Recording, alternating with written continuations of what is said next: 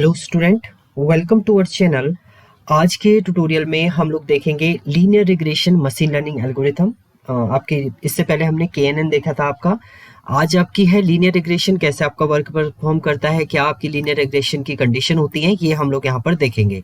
तो linear regression की जब भी हम लोग बात करते हैं तो linear regression is one of the easiest and most popular machine learning algorithm है।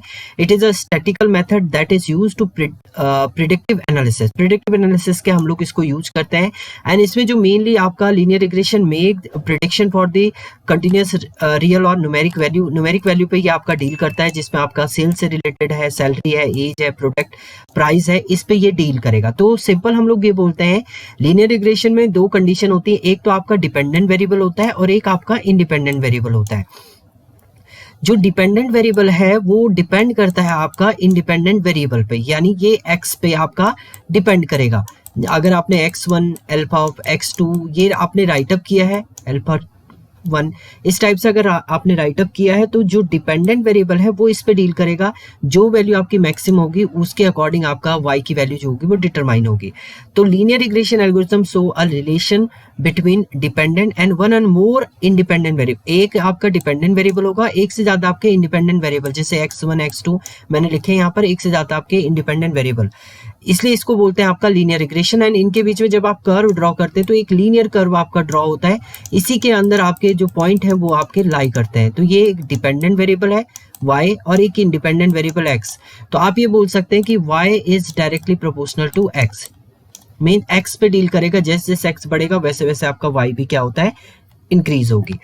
इसके बाद linear regression algorithm show a linear relation between a dependent and one or more than one independent variable is called as a linear regression. Linear regression show a relationship between which means of find how the value of independent variable deal with the dependent variable.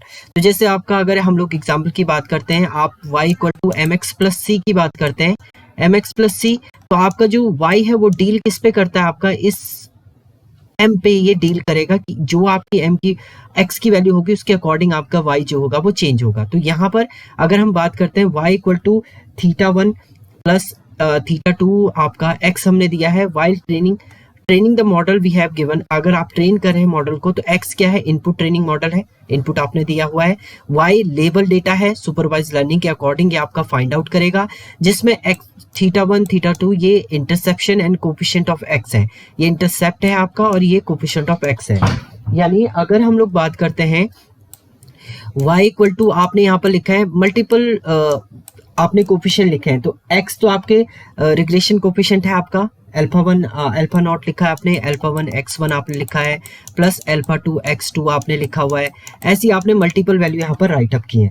तो इसमें जो alpha है, alpha तो आपका denote करता है as a regression coefficient, ये आपका रिग्रेशन कोफिशिएंट है। इसमें x जो है वो है आपका इंडिपेंडेंट वेरिएबल एंड y जो है वो आपका क्या है, डिपेंडेंट वेरिएबल है।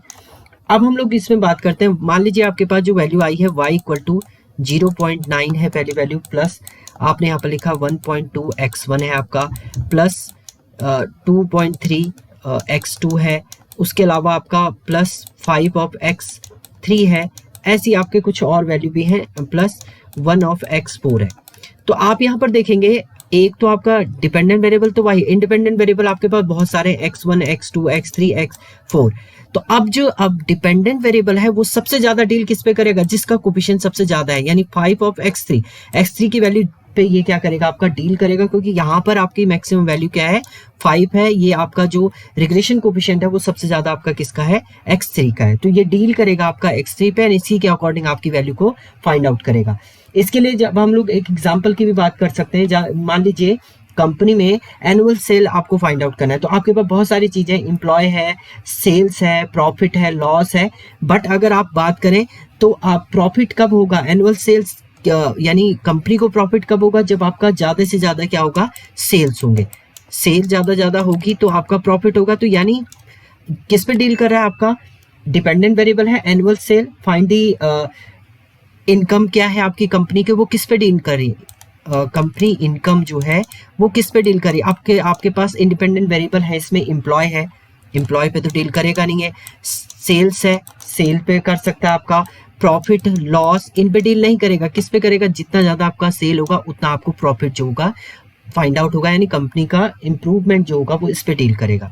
तो इसी वे में आपके क्या करता है, लीनियर रिग्रेशन काम करता है। आगे हम लोग इसकी प्रॉपर एल्गोरिथम देखेंगे, कैसे वर्क परफॉर्म करता है, कैसे इम्प्लीमेंट होता है, तो हम नेक्स्ट ट्यूटोरियल में देखेंगे। Thank you student.